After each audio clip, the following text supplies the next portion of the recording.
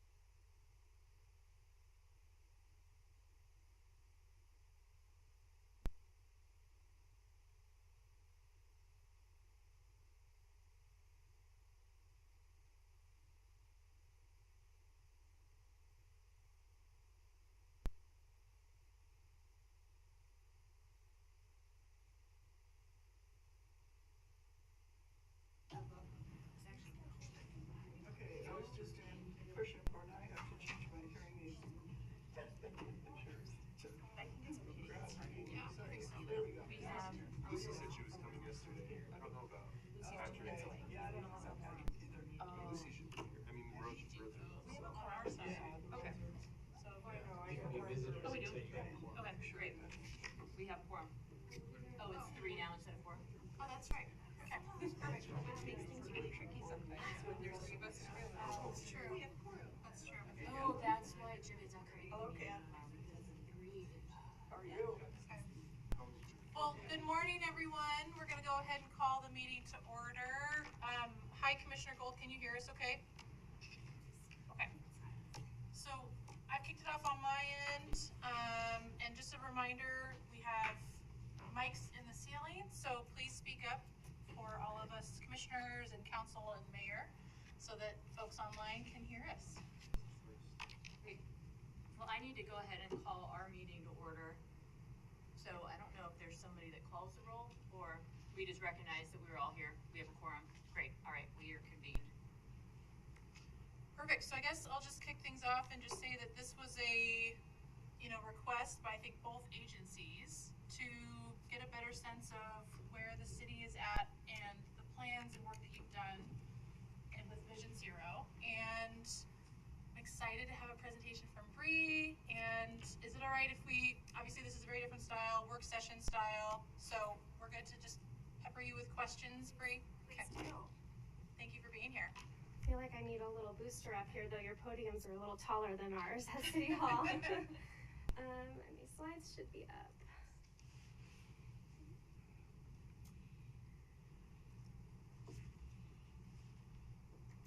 Okay, great. So, like President Pickering said, I'm here to share the work that our Vision Zero Task Force did in 2021 and 2022 to hopefully prepare you all for a discussion on how the Commission and Council partner to address traffic safety. First, I'll start by sharing how the group came to be, and then I'll go into a little bit more specifics of the framework that they used. Will you wait just a second? We're not sure if your mic is on. Oh. It's just not coming through very loud. Test. Can Commissioner Gold hear her? Test. Commissioner Gold, can you hear me? She can. I can see her. She's giving you the thumbs up. Give me a thumbs up. Okay. I'll speak. Yes, loud. I can. I can hear you. Okay, so the first time we saw Vision Zero mentioned as an initiative for the city was in our Transportation Action Plan in 2016. Safety for All was identified as one of the top 6 initiatives that the city's action plan could take on, and adopting a Vision Zero framework was one of the program-based steps we hope to take on to create safer roads. And adopting such a policy was also a recommendation on our bicycle-friendly city status with the League of American Cyclists. So it's something we've heard over the years, and then in 2021, it really became a priority to help the city develop an action plan to reduce serious injury and death on our streets and really identify what things we could realistically do and where we might need to partner with others. So here you'll see the group that we had tasked. Probably a lot of familiar faces, a lot of advocates in the community, representing different sectors, and of course some neighborhood representation as well. And as the group met, one of the first things that emerged was the term Vision Zero has really evolved to now reflect approach rather than the goal. So the reason why it's on your agenda listed as Vision Zero Safe Systems is because this is sort of the new framework we're thinking about this as. Vision Zero is the goal, creating safe systems is how we'll be able to get there. And a little bit more about that framework. This is the guiding principles that that task force used and that how we at the city of Boise have really thought about this. One of the key principles of safe systems, people make mistakes.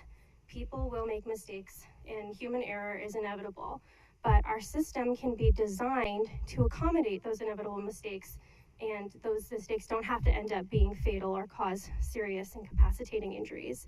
And I think the example I gave to council when they first started discussing this as an initiative was something everybody knows as standard practice on interstate highways, a rumble strip. Rumble strips came about in the early 1950s with no other purpose than to alert drivers who are drowsy, drifting off the road, knocking them back in. Very normal design principle today that was used to do just this, accommodate human error. And then one of the second principles here you'll see is people are vulnerable. The human body only has so many limits for tolerating crashes, and I think this is something we can think about very simply. The faster a crash occurs at, the higher likelihood it is to be fatal or serious. And then safety is proactive. The safe systems approach is relying on a systemic view of the system, so not just what intersection is problematic, but what are components of that intersection that exist across the entire system. Where do we see those same conditions across multiple intersections, and not just that one spot that looks like trouble. Okay, so we had this guiding principle, we had the charge from council, and we have a great group. The next important piece was to look at the data. We enlisted the support of the Idaho Policy Institute to do a crash analysis from 2005 to 2020. And it broke out in great detail pretty much everything you can see in a police report, everything that would be reported back to ITD or LTAC for cause of a crash, driver age, which direction they were turning, were they in the intersection, were they in the bike lane. We had just so much data, and one of the products we got from it was a dashboard, and I'll show a clip of that in a second. But these are a few of the things that really stood out to the group. Some things you might expect, like crashes occurring in typical peak hours. The age of drivers tending to be young, 18 to 28, in the 27% range. And then one I found the most interesting here was 38% of pedestrian crashes are occurring while the pedestrian was walking in a crosswalk. Bree, before you move on, so fatal crashes, is that including car on car, pedestrian in car, bike car? This 125 number is car, pedestrian, any crash that occurred on the roadway that police responded to. Is this Boise specific data? Councilmember, sorry, Madam Mayor. Oh, sorry. Councilmember Woodings. Yes, it is Boise specific. And then what do you mean by incapacitating crashes? Something that's considered a life-altering injury. Thank you. Commissioner Goldthorpe. Madam President, another question. Is there anything that's broken out to show that the crashes were caused by a drunk? You know, there wasn't something you could peg on road design or things like that? Absolutely, Commissioner Goldthorpe. That is part of the dashboard. You can see like what the contributing circumstances are, and one of them is driving under the influence. A part of that dashboard is a map, and there's a link to this on our website, but I can send it out afterward as well. I would have pulled it up today, but it's slow to upload all of the data. So I just stuck this out here. This is 2016 to 2020, and a map of all of the fatal and incapacitating crashes. You can go through the dashboard and see what road classification it was. Sometimes you can see what the speed was on the road. But here you just see general, here's where they happen, and here were the leading causes, or event, I should say. This is not the contributing factors. So Bree, just point out that when we did this data, it became pretty obvious that there's a lot of crashes on our major arterials. Not a big surprise, but I think it just reinforced that. An interesting factoid, and thank you ACHD for working with the city on the design of Whitewater Park Boulevard. There were no fatal, no incapacitating, and only 2 or 3 small crashes on Whitewater Park Boulevard. It's the safest 5-lane arterial in the region, as far as we could tell. So just an idea about the kinds of treatments that would work. And even on that, we hear that people feel like the traffic's moving too fast, but at least there haven't been any bad crashes. And Bree, I'm kind of getting hung up on the column on the right with most harmful event, because I would assume rear ends, and the data isn't demonstrating that it is the most harmful in terms of percentage of fatal versus incapacitating. So are those just, I don't know if that could just be retitled to frequency versus most harmful, because it's kind of, right? I mean, Sure, yes, absolutely. President Pickering, this is some of the language that's cited on police reports, because that's how they record it, and that's how it's reported back. So when you say most harmful event, we're taking what they have cited as the primary cause of the crash and not maybe other contributing factors. So let's say rear end is the most harmful event. Contributing cause could be following too closely. So there's 2 different things there, and most harmful event. And what you're seeing here is for pedestrians. because I would think that since that has the highest percentage of fatal crashes, that should be first, right? No, But no. that's what I'm kind of curious. We are using the designations that the incident reports use. So that's their language, so we're not going to change it because we're keeping data. But rear end means they were called for an accident that was primarily a rear end accident. Pedestrian means they were called for an accident where a pedestrian was hit, or where a pedal cycle was hit, or a head-on turning event was the event that caused the accident. Yeah, and if you're having a hard time differentiating between incapacitating and fatal, you can see, I don't know if this is a pointer, for pedestrian, when a pedestrian is involved in a crash, most of the time you're seeing fatal crashes happen with pedestrians. So you have a smaller red bar for rear ends. That's not going to result in a fatality as often as it will when a pedestrian is involved in a harmful event. And I have a question about incapacitating. Is that like forever, or somebody is in the crosswalk, they get hit and they have like broken leg for a while? Madam Mayor, that definition's hard to say. I'm not sure what the standard definition is. Life-altering is usually considered like, long-term disability causing.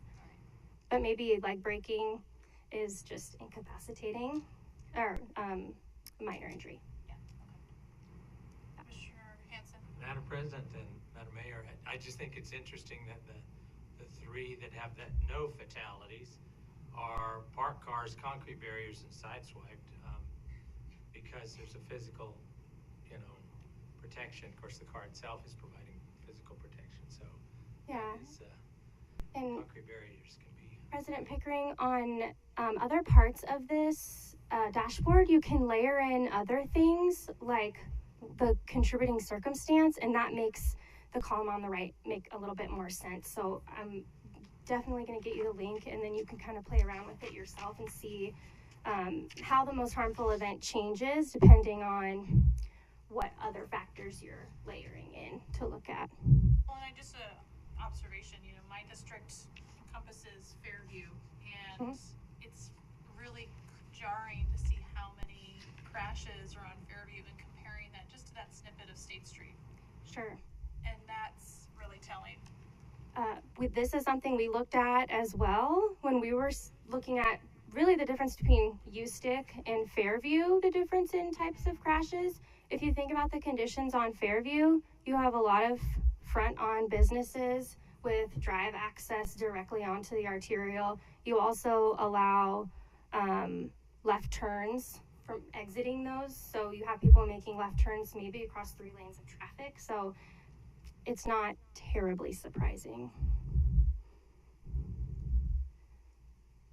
Commissioner Hanson? Do you have time of day data on all this too? Absolutely. That'd be very helpful, because it'd be interesting to see what time of day some of these happen. And Commissioner Hanson, when you get the link to the portal, you can click on each one and see what time of day it was.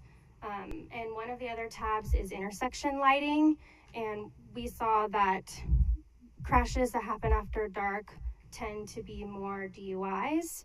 Crashes that happen during the daytime are less likely to have that element. But there wasn't really any correlation between we're seeing more crashes when there are no lights in the intersection. That didn't pan out. And then this is the same map, just showing non-incapacitating, so maybe a less serious injury, possible injuries, and then property damage. Pretty similar. You can see Fairview sticking out as one that has a lot of non-incapacitating, but this just shows you that rear ends still tend to be one of the biggest car crashes we see. Another point on this one, as a culture, we value property damage highly, and if you're a pedestrian or a bike, the property damage is probably pretty low in that crash, and so in a lot of ways that we analyze crashes, it doesn't rise to the top. So that's another thing that we recognize you kind of have to pay attention to. Commissioner Hanson, Goldberg, sorry.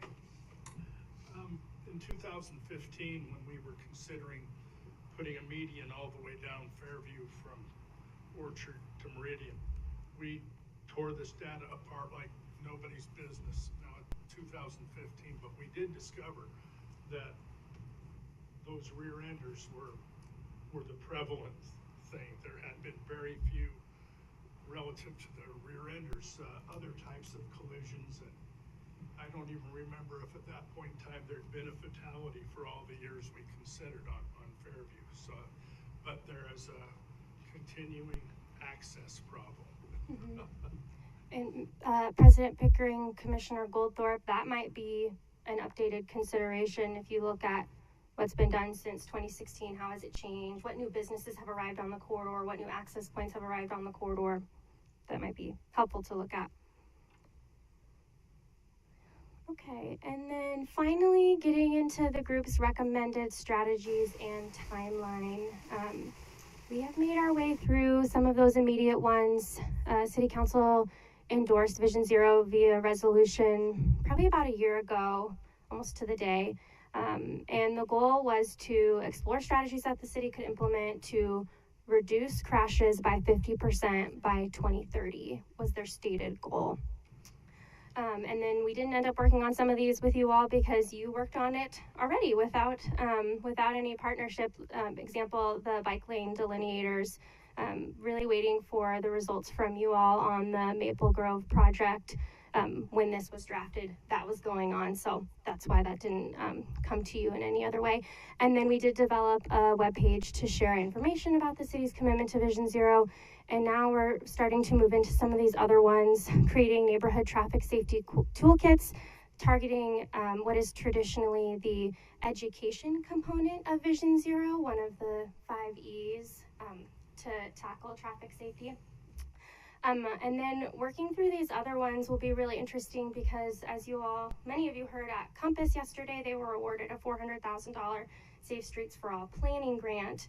And I had borrowed a slide from their presentation with their permission to show a little bit of the process that we'll go through.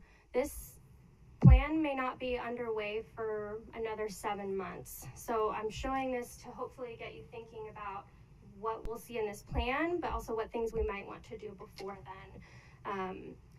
Getting at the regional vision and goals for transportation safety, engaging stakeholders, doing this data-driven analysis that we've started some of the work for, and identifying proven countermeasures, things that you all are already starting to identify, leading pedestrian intervals, testing out the different types of delineator materials, things like that. So this will be really good because once this plan is established, anybody in the community, anybody in the region, any entity can go apply for the money. One of the caveats of applying for this funding pool was you had to have a plan first before you started going for the implementation grants where you could actually do some of the work. Next steps, participating in that, in developing that regional safety action plan. You all were very engaged in that process when they submitted the grant and got the scope ready. So now that that scope is ready to go, they're going to get it out the door and start doing the agreements necessary to get the planning underway by the end of the year. We'll continue to work through the strategies we identified through the task force, and then seek your direction and partnership on approaches that can balance those quick wins with long-term systemic changes. One of the things that I've been thinking is you guys have moved forward on a couple of the bike lane delineator projects, and I know that you've worked with our staff on a number of other ones. Yeah, could you speak up a little bit? That's right. Sorry, I forget that the mics are up there. Number of other ones, and it would be, I wonder in this time frame when we're waiting for the regional plan to really get going, if we could move forward on some more of those and use that as a way to collect data. If you put those delineators in or curbing or whatever it is we do on those routes, do you improve safety and increase use? And that data then could feed into the plan so we can see more of those if they're successful. For instance, so on that last one, I hope that it doesn't mean we wait for the plan to start doing stuff. I lost my clicker access, but if I could go back to one of the slides that talks about a long-term goal, which I think is really doable with your partnership, is before and after studies of corridors that you're doing these things on. Collister, Kootenai, all the things you're implementing on those streets, being intentional about the data you're collecting through design, and then a few years after implementation, a process for what are we looking at on the corridor after we did this design. So really, I think a really easy thing to do. So my question for you, Bree, and Council, Madam Mayor, is how did you use the data that you shared with us to inform your project priorities for the integrated 5-year work plan? How was that process? Sure. Council, or I'm messing that up today. President Pickering, the data that we saw through this process doesn't change too much of the things we're asking for. It does show where we might prioritize things differently. We are hoping for the same thing: people-friendly streets, better safety for pedestrians and cyclists, protected bike lanes. These are all things that we've always been really excited about, but I think it's helped us change the order of things and see that maybe improvements to downtown streets should have a little bit higher priority. We see a higher density of crashes that are fatal, things like that. We're changing the order of where things are prioritized, not so much the things we're asking for. I think to change the things we would ask for and see in projects and make better informed design comments, that would be something we would love to work on, and a toolkit of things that we could use in Boise projects that reflect this. But it really just changes the priority and the importance of projects. Let me, Madam Mayor, President Pickering, if I could maybe add to that just a little bit. I think a lot of the things that we're requesting are types of things that you see incorporated in Division 0 planning. And so those projects don't really change, but trying to figure out like what the universal policy changes, I think, are where we're trying to get at a little bit more, so that we're not just looking at these one-off projects and saying, this is what we want to see here, this is what we want to see here, here's a spot where we're addressing an issue. It's kind of more saying like, here's a spot where we're seeing an issue. Now we know that there's a problem at this particular, let's say it's an intersection. What are the 95 other intersections around the Treasure Valley that have this exact same problem? And how can we be working with ACHD to have shared policies that would make sure that any intersection that we're looking, if we can address it at this one particular area, or if we have data showing that there's fatalities and crashes at these particular types of intersections, that we duplicate it when we implement it across the board. And like, just to put maybe a finer point on that, and maybe an example, is one of the things that we know when we're looking at fatalities is that speed kills. And so we have to figure out ways where we re-examine how we're looking at speed and how we're deciding what speed's going to be in areas where there's potentially higher pedestrian activity, and not just using an old formula that might be a great tool to like as a whole, but doesn't actually pinpoint the different areas, and trying to figure out where those pinpoints are, or the work that you've been doing with like the leading pedestrian intervals. We know that this is a policy that can make it easier for somebody to be seen, and potentially increases the time in which this person has to get across the crosswalk. You know, when I was in my walker a few weeks ago, and I'm sure the mayor is experiencing this right now, it's pretty darn hard to get across some of these intersections when you're moving a little bit slower. So what are the policy changes when we're evaluating the speed in which somebody crosses a crosswalk, or the leading pedestrian interval, and the time that can add? And so finding those policies, those sort of broader types of things, so that it's not just the projects we're recommending, but it's kind of every project that goes in, if that makes sense. Commissioner Hanson? I couldn't agree more with President Pickering and Councilmember Halliburton. I think it's really critical, and we're discovering in this policy evaluation that President Pickering has initiated that there are some inconsistencies that we're trying to work this out. We actually have developed, and this was one of my questions to Bree, or to all of you, is how have you started to use this tool that we've now developed called Livable Streets Performance Measures, or level of traffic stress, so that there are, you know, if these things are present, then the way in which a pedestrian or cyclist will experience this is going to be level 1, 2, 3, 4. And that we then can say, we want to achieve level of traffic stress 1 in this context. And so then what do we need to do? We have to have vertical elements, we have a shorter crossing distance, and so forth. And what we've discovered, you know, is that we construct facilities with two things in mind. With a road facility, especially an arterial, and many collectors, the whole vision in which it was created was to move traffic. And so it's how is the driver viewing that? So it's an arterial. This is how a driver can view this. So they enter it, and the next traffic light isn't for half a mile, so that we're giving them all the signals that they have to focus in the distance. They don't have to worry about what's happening nearby. When in fact nearby, and I think this describes Fairview quite well, is a lot of pedestrian and bicycle activity and people crossing. But what we've done is we've given them signals to say focus in the distance, and it's easy to then, especially in a non-peak, to accelerate. We're doing the reverse for pedestrians. We're saying, okay, you can cross here. Here's a signal, here's something you can do a push button. You know, the classic example was on Ustick, where we created a crossing right in the middle of a block to a church that a child was crossing to.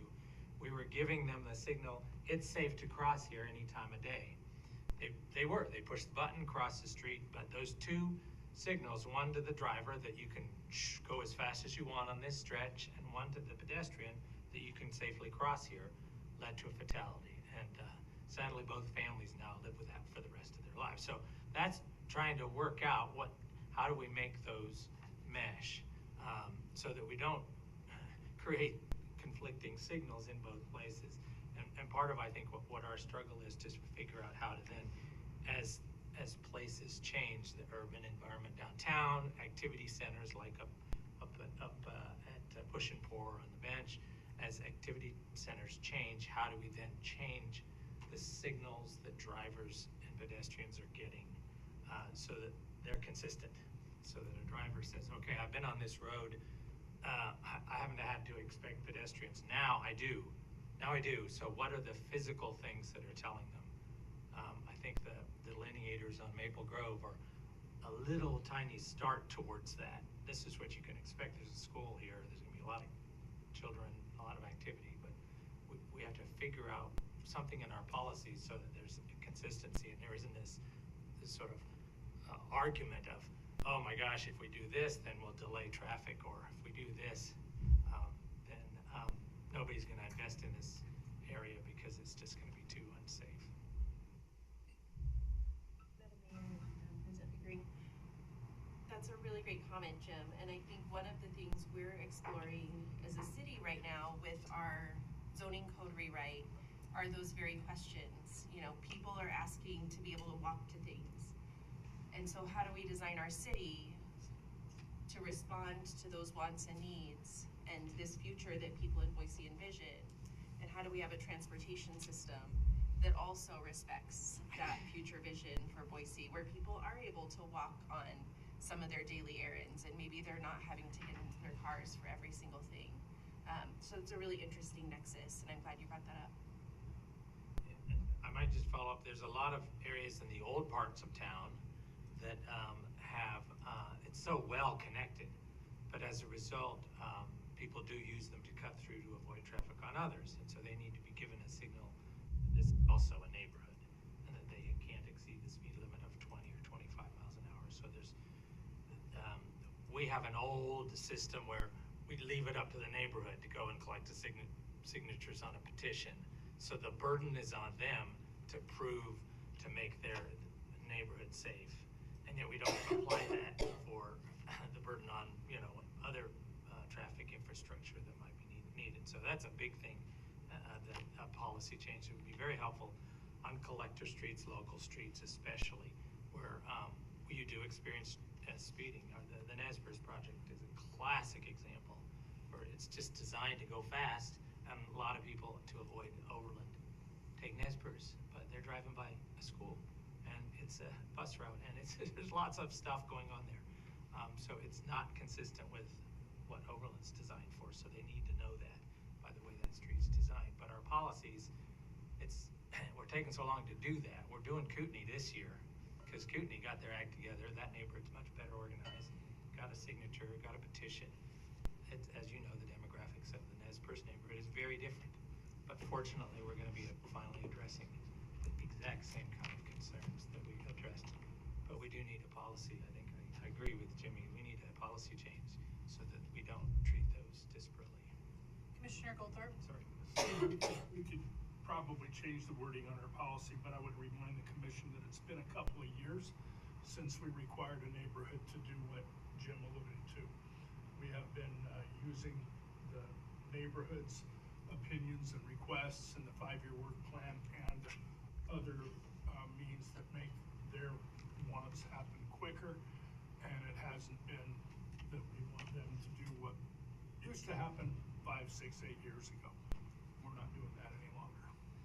Actually, we are. Madam Mayor. So, I think this is all really interesting to me because I envision that ultimately we'd have a policy that would talk about what happens in new development, what happens on capital projects, how do we identify the places that need fixed today and figure out how to prioritize those, whether they be roadway projects or pedestrian projects or bikeway, whatever.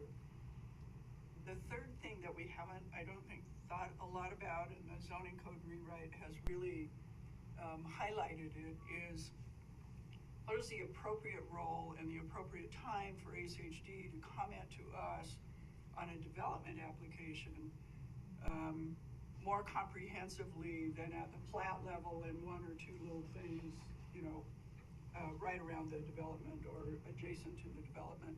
So, you know, it might be a 3-step policy: new development, projects fixing places that are already built, but then what happens when new development comes at a place that's already built to get us closer to where we want to be. I think Bree had something to say. Oh, yes, Madam Mayor, Council President, that was actually a better intro than I could have given. Our modern zoning code will change the way people interact with the streets, will change the way people relate to the streets. These new developments, the changes in where we're focusing on the growth, those are all things that change the way people interact with your facilities, and we try to take into account where existing facilities exist, but like the Council President said, what changes, what comments can we get from ACHD that support the types of changes we're seeing and the types of impact we expect these to have.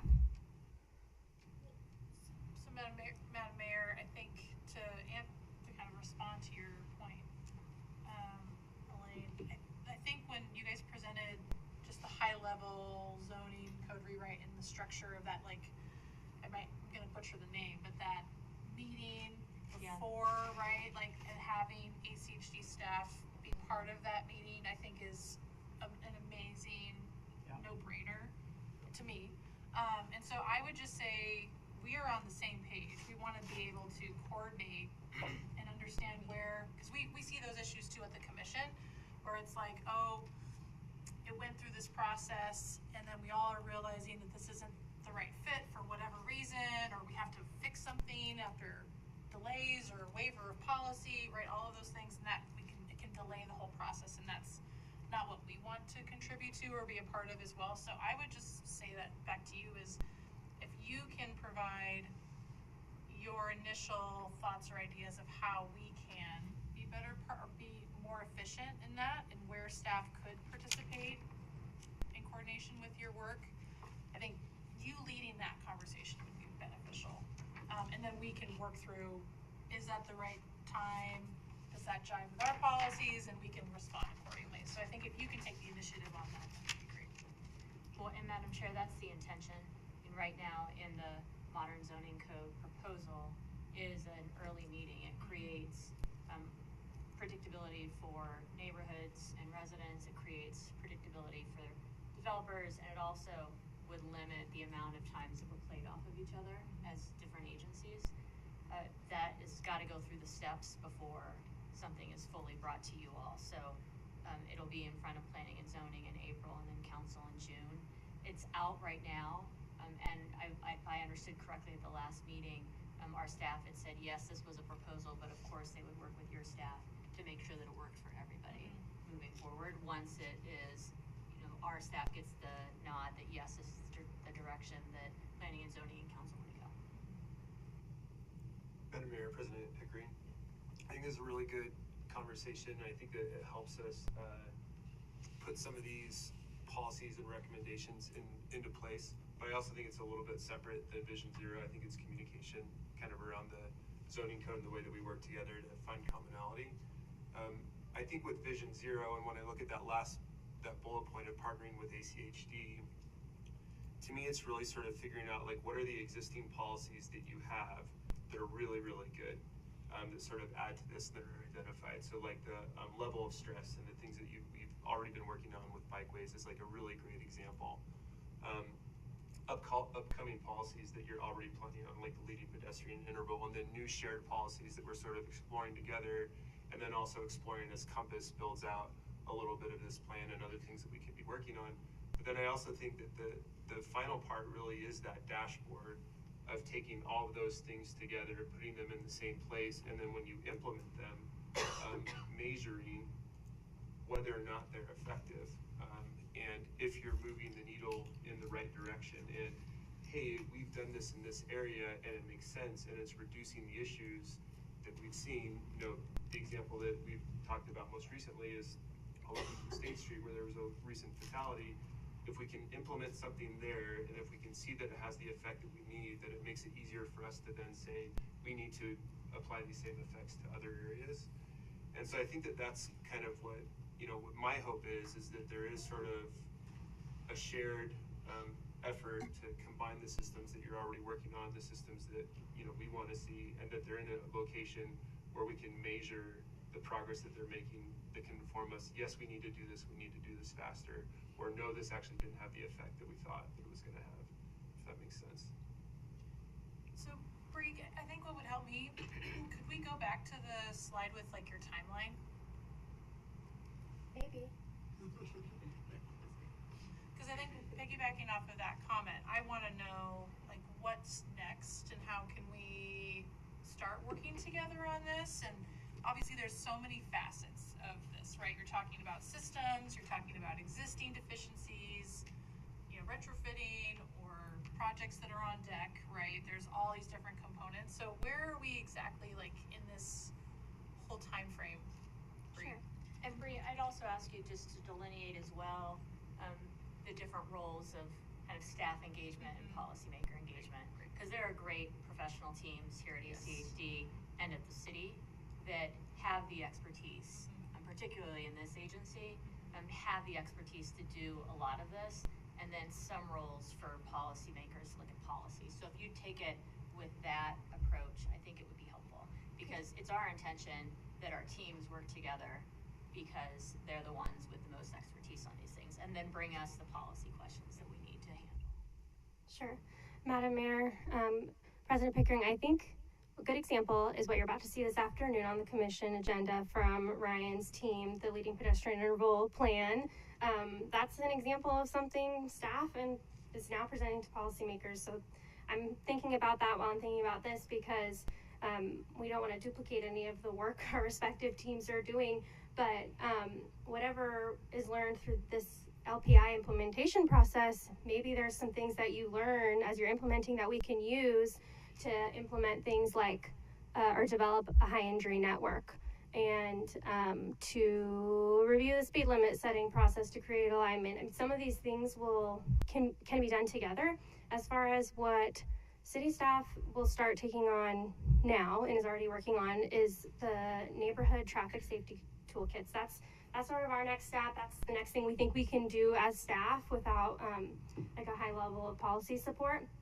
And then Are you working with our staff on that? we haven't yet. We were starting to develop the toolkit concepts, and then hopefully we'd be able to engage with your staff on things that they would add. So you're doing that independently and then bringing along our staff?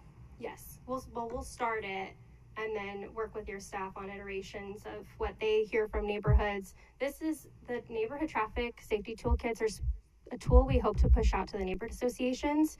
Like, in your neighborhood, your speed limits are this, you have this kind of bicycle infrastructure, you have this kind of intersection treatments, things like that, just educational tools. So it is something we feel like we can take all of the plans you have and wrap them up in a way that neighborhood associations can use to inform residents.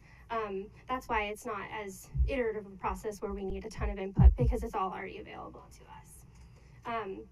But something we would need to work really closely with your staff on is, and you in this at the policy level, review speed limit setting process. This came up in the last joint meeting where we talked about speed limits being enforced by design. That's clearly a policymaker role, and something we can work with as staff, but it's really set out in your policy manual. And of course, part of our zoning code efforts, how our built environment reinforces what's happening on the streets. Criteria for installation of right on red, looking out to these 3 to 5 year goals.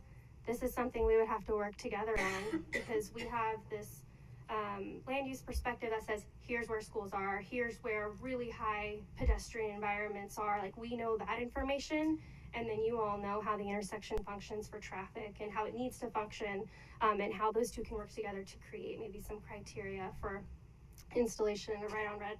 And then long term, I don't think this has to be that long term, but it is in the 5 to 10 year range because of the before and after component. But creating the standard evaluation template, that's something we do together. We decide like what factors are important to each of us, and how can we create a template now that we know projects will be measured for in the future.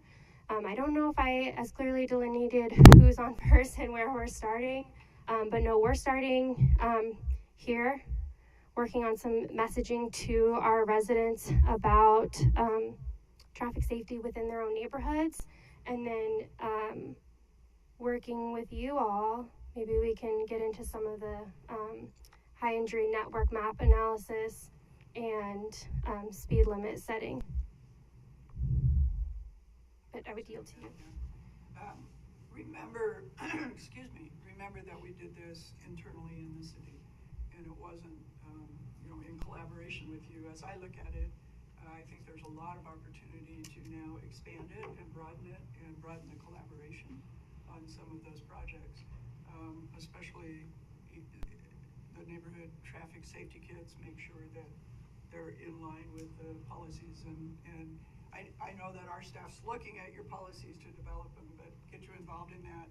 Things that aren't on there, for instance, are more in your arena. I think at some point there's probably an update to the Livable Streets Guide, and accompanying that, probably an update to the Master Streets Map. I think one thing that, putting my other hat on for a moment, that doesn't exist well in either organization is good guidance for how and where to put transit stops. We're beginning to develop it, but it's not very standardized yet, so that's another place that could probably have some work. Madam Mayor, President Pickering, maybe to, I think, answer part of the question that President Pickering asked earlier, I think we're still mostly in that immediate green area, and we haven't moved on a lot from there, and I don't think that it really makes sense for the city, in my opinion, to move on much past there without working really, really closely with ACHD and ACHD staff. And I don't think that it's my role to direct staff to do something. I think that that's really the mayor and the mayor's office. But I think what I would personally love to see is to take some of the work that we've done and some of the data that we've put together already, and while Compass is putting together a more formal plan for the staff, ACHD and City of Boise, to have some sort of work group where they can begin to identify what's already being done, what's working well together, and make sure that we know what each other is working on and kind of what's in the pipeline, and what are some of the other low-hanging fruit, if you will, or some discussions that we need to start together, while that other plan is happening. Because I don't think that we should wait for that plan completely, because it's going to take a long time to get done. It's going to focus on the entire valley, and then people will have to then begin applying for funds, and it would sure be nice to know what we might be wanting to apply for funds, earlier on while we're getting even more data. And so I guess that's what I would love to see, is the staff working together who has more expertise than I think most of us at this table. No offense, Absolutely, all of them. To begin to identify what some of these other things might be, and then bringing them in front of the groups, decide if these are things that we would want to go for. I guess that's what I envision. But again, I think it's, up to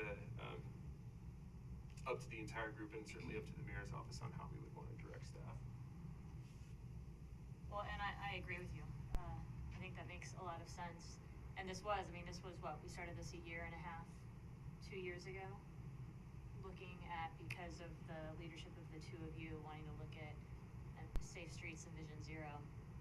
And, I'd say it's up to ACHD commission members now, because I would want our teams to collaborate. And we've agreed to direct staff to do that. And so if this is something that the commission wants your team to be working on as well, then we've got it going. And they can take off from the yellow onward to get these things done, and to bring to us what needs to be brought to us.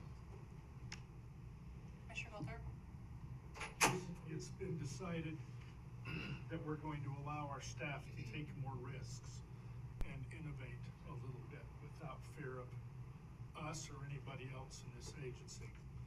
And so I would suggest and expect that as our staff works with you guys, they will see opportunities to make decisions, and we will see opportunities to support.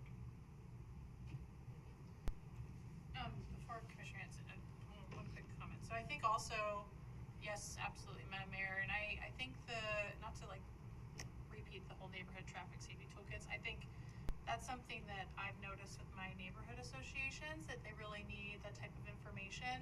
But I think the more that we can have our staff part of those conversations and those partnership opportunities as early as possible, it makes the most sense, because they're gonna know whether or not things like that actually get in place. If you have an issue or something like that, oh yeah, well, this is what it is on paper, but there's these other actual ways to get that problem solved in a variety of other ways, right? So I think that even though you guys have that information already, having us be part of that as soon as possible and apply that to everything else is gonna be key.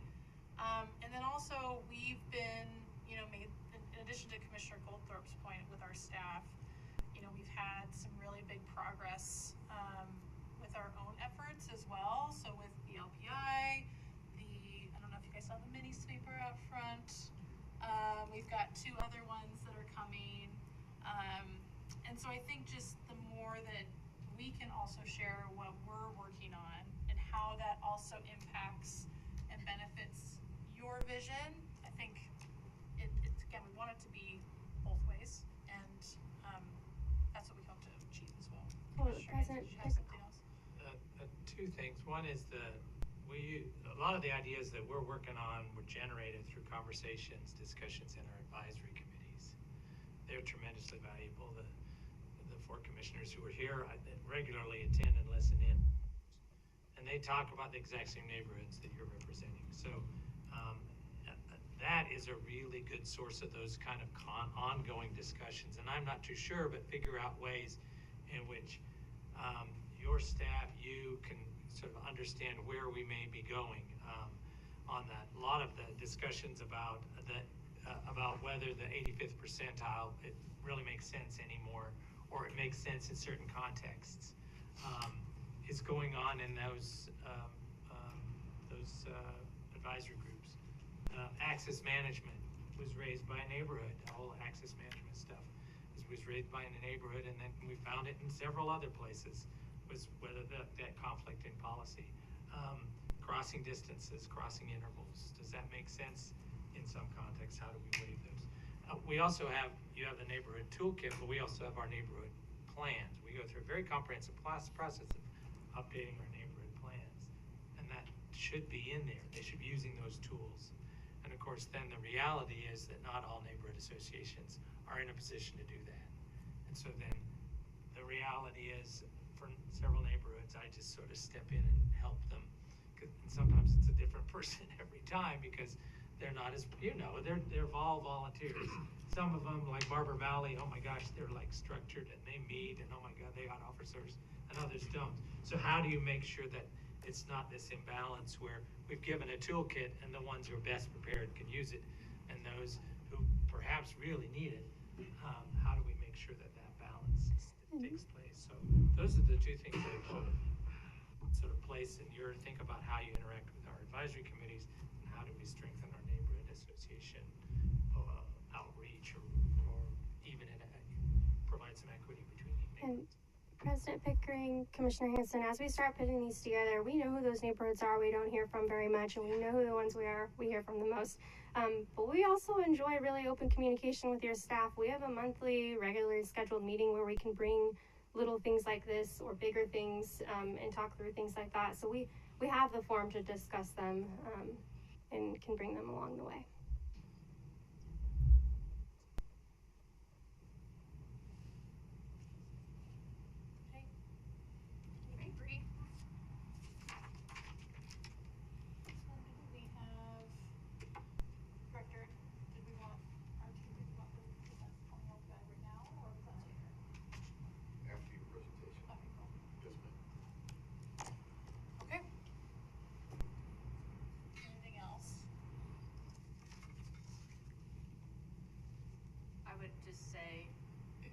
So this was a brief presentation on Vision Zero. If there are things, particular takeaways that you envisioned out of this presentation, now's a good time to share them. We've had a great conversation back and forth throughout it.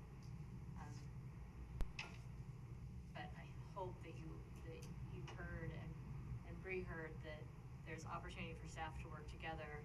You know, this is where we're at. It sounds like you guys have some things to work on as a commission today that then would be ripe for a joint conversation between the two agencies or report back. But I just ask, before we wrap up, if there's more you all would like to see or know, or if there are particular steps you'd like our team to start taking with yours to get some of this moving. I'm processing your question. I think initially, so just to recap, so ACHDR Commission, we completed a policy retreat several weeks ago, and we did some inventory of some, highly requested, overlapping policies that we've seen from all different types of folks that were asking us to take a look at. So we'll be structuring a review of those said policies into several buckets, and those are, ranging from access management, to,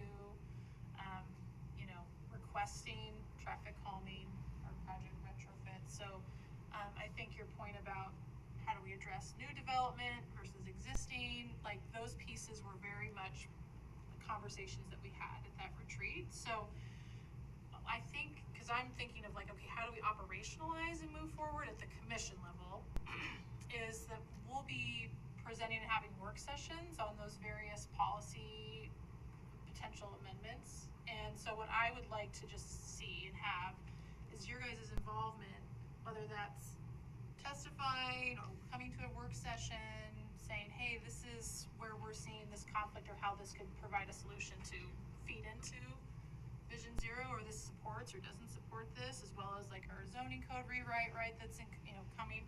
I think having much more of a direct presence of you all giving us input on these policy decisions would be helpful. And that's how I'm thinking of initially operationalizing some of these conversations. Sure, I have a question. Is it not better to have it sooner than when the commission is weighing it? Sure, absolutely. All right.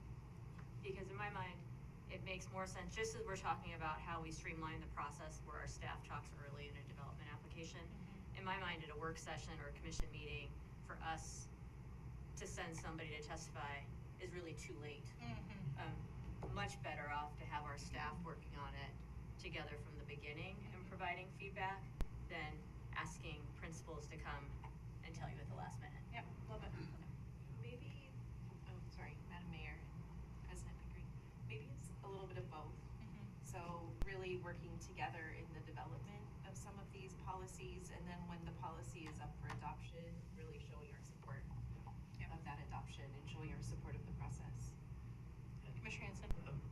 just want to point out, we actually do have set a precedent with respect to policy updates, which happened a number of years ago with the help of your fire department, when we were deciding whether the standard lane width in a local road was consistent. And we actually do have different approaches to Boise than we have with, actually the other cities went along with Boise's approach except Star. So Star prefers wider local roads. So we do have a precedent of saying, you know, this is something that makes sense for Boise. Just because it may not make sense for some of the other cities, does not mean we can't change it and apply. I think it makes sense that we have consistent maintenance across the county, but in terms of design features that are really critical to neighborhoods and the land use purposes of each of the cities, there can be some differences in the way we approach design features.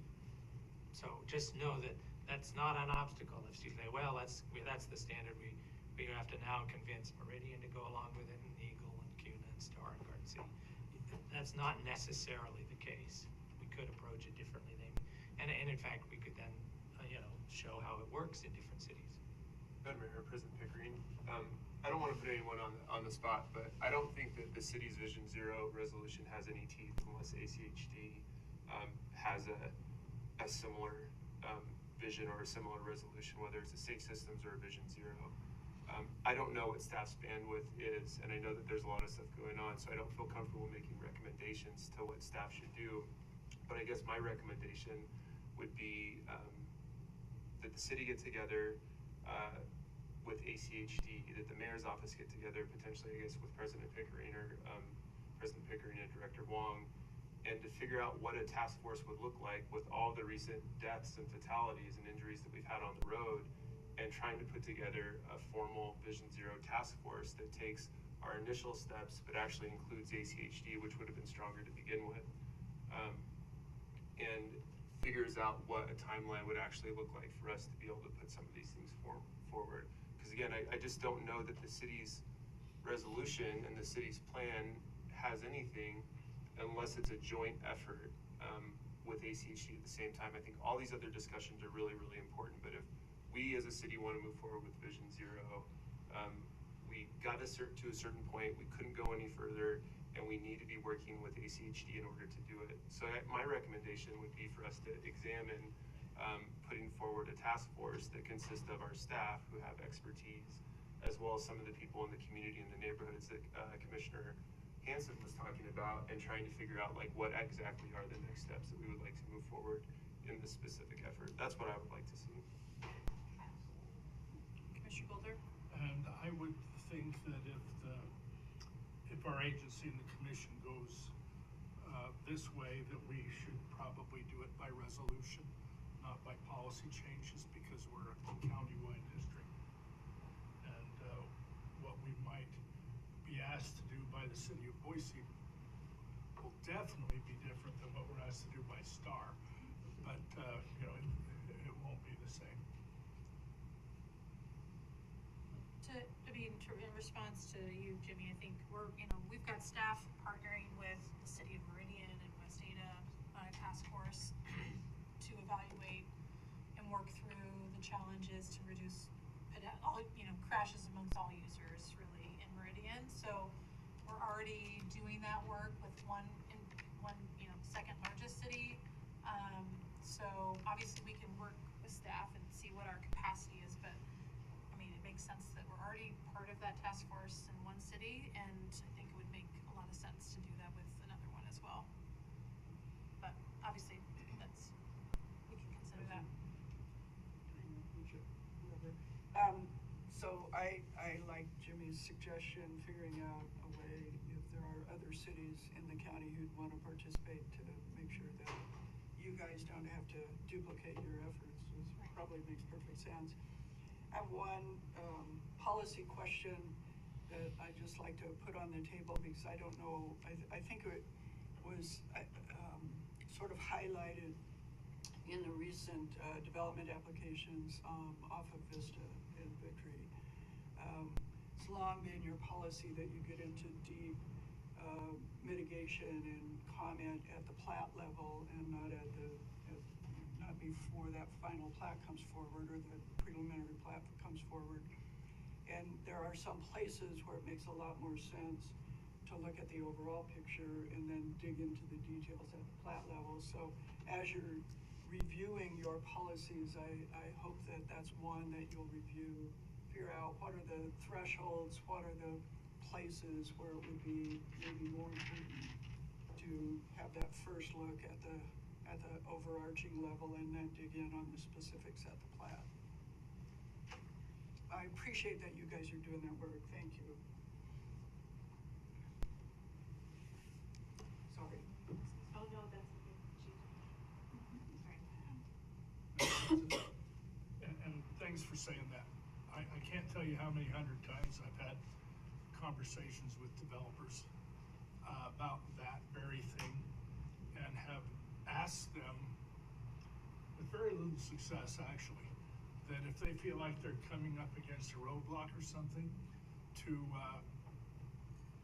even drop my name when they're talking to staff, or if they really think the roadblock is serious, come to the commission, and they can come to us at any time, and but they don't. Yeah. So I have a question, President Pickering and Elaine. So I'm trying to figure out how to operationalize this. Yeah. And it's not easy. No, it isn't. Because from what I hear in the Vista neighborhood is that in that process, before we were involved, before the preliminary plat, all our staff was like waiting. The messages were given both to the neighborhood and to the city that you can't do this or you can't do that because of ACHD policy. And so certain processes and decisions were made at a certain point. Although the city did push and say, no, I think you can do this. We do have some authority to insist on transportation-related conditions. So the city pushed, but I think that was partly because the neighborhood expected the city to push. And that in those places where they didn't, it's just a whole lot of work. If SHD says, well, our policy applies this way, boom, then that discussion's off the table. And so I'm trying to figure out at what point. I mean, the access management is a good one, on-street parking, counting on-street parking, all kinds of things like that, connectivity.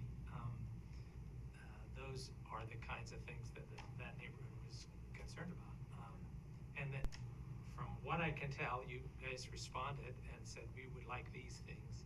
And after some effort, ACHD said, yeah, okay, we'll go along with that. You're right. It's hard to operationalize. I think if we get out of the specifics and up into the actual policy level, to me, as I've observed it over the years, the policy that drives that behavior, that no, those decisions are already made or they'll be made later, is that we don't have a process early on in especially big development applications to have a joint meeting to talk through what are the things that are going to come up, what are the things that are being asked for, is this a push point that we can push on or not? And so think of it more, not that specific one, but overall, what would the policy be to engage that conversation at the appropriate time so that you could have those meetings, right? And that, I mean, I'd say that I see that as that first, the initial meeting the modern zoning code is proposing. Yeah. Where all the agencies come together so that you don't have the applicants speaking for agencies to the other agency. And the change it requires at ACHD is a recognition that you can make some decisions before you get to the plat level.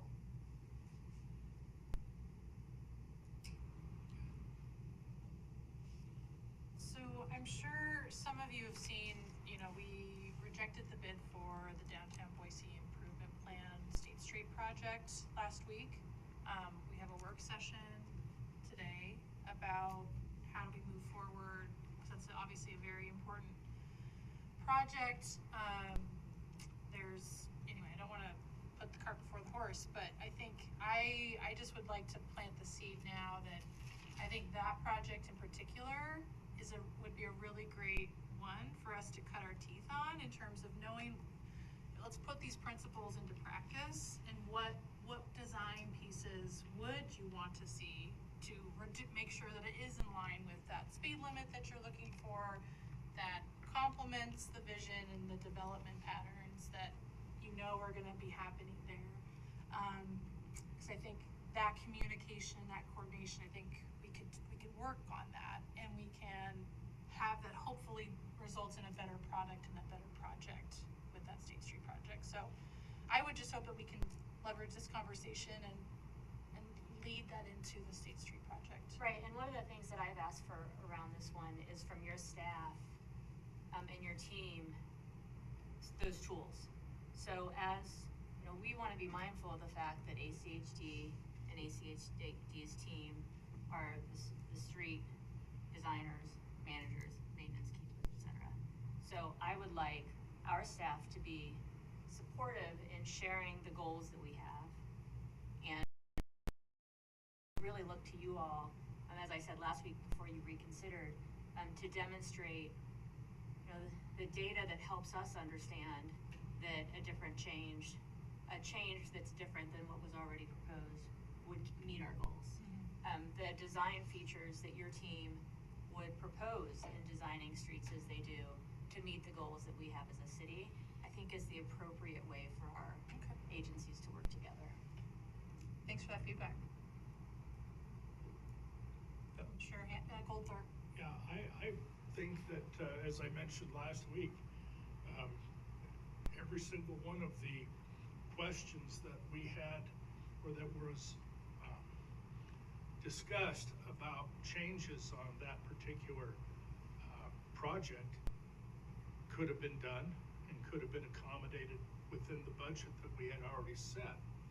And so in a perfect world, I would much prefer that somebody asked for our decision to be reconsidered, and then took our staff up on those claims and made sure it happened. Commissioner Hanson. Yeah, so thanks, Madam Mayor. And there's one thing I just want to clarify. I think we're hearing two things. One is the city needs to make it clear what their vision is for that area, and that includes the streetscape designs. And I know that when we were dealing with the DBIP, it was about maintenance, and there wasn't any increased lanes on any of the streets, including State Street, when it was discussed 10 years ago. But 5 lanes came in because of what was perceived as crashes on 13th, on mostly fender benders as people stopping. But we didn't really reevaluate that. We didn't evaluate that. We also did 2 major things since then. One is we converted Jefferson Street to 2 ways, so it functions in just 1 block away. And we also did Whitewater Park Boulevard.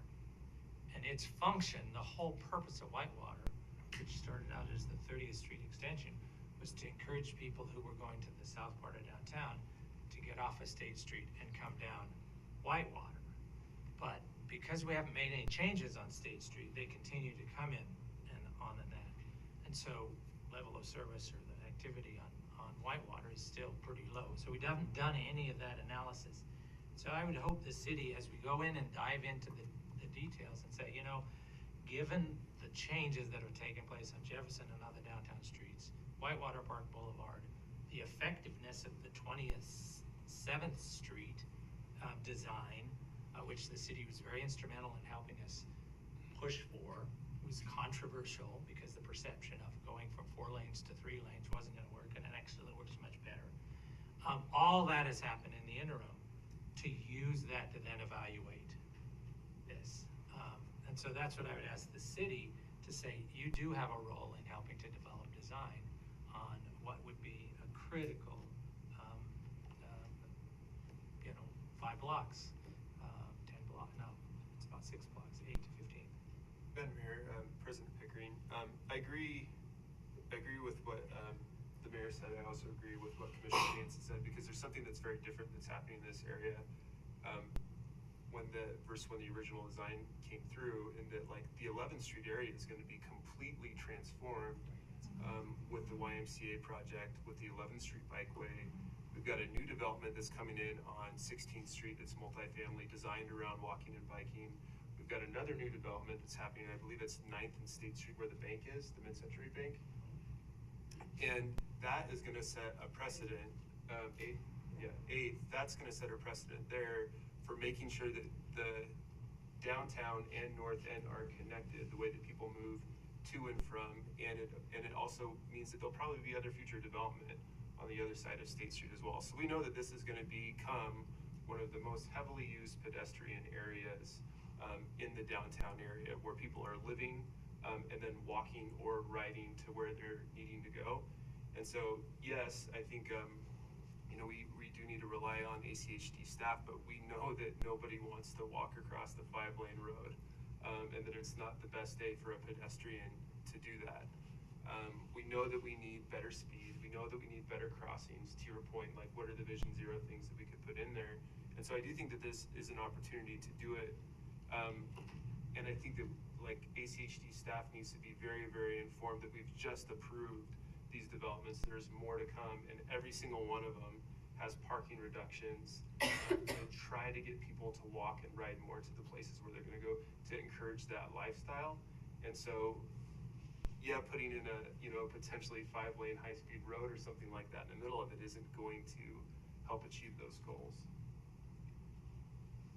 And just a reminder, it is a major transit corridor, and we've invested a lot of money in that, so whatever happens has to ensure that the transit still works. Absolutely. Madam President, Mayor McLean, one more thing that I would add, and I think to Commissioner Goldthorpe's point, I also think that we're probably in universal agreement that we want to see things move forward as fast as we possibly can, and for this not to be held up or delayed, if we can prevent that from happening. Yeah, I've got to step out. I actually think that what you said was just better stated than what I was trying to say. Because we have a vision for this area.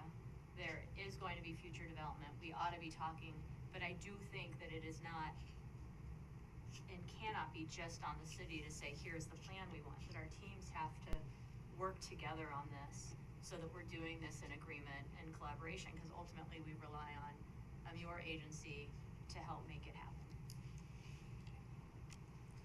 Well, I think with that, we could probably just adjourn. Okay. All right. Thank you all. Thank you. Thank you.